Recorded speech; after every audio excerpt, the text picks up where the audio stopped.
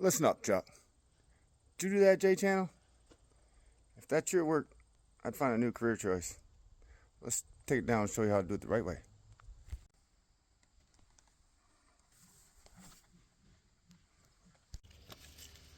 So you got to cut it like that. Cut it like that. Make sure you use this warped up shit that the store sent me, huh? Nice. I'll get rid of this on this little stuff.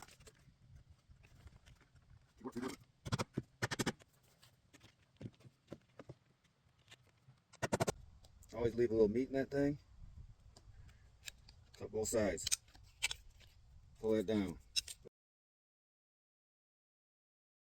I'm gonna lock this right in here. Now you're locked.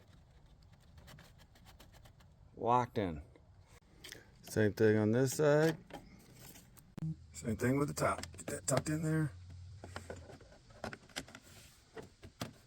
So you're all locked in there. You know? That should be your drain right there. Also, it keeps it all locked right in. If you don't know.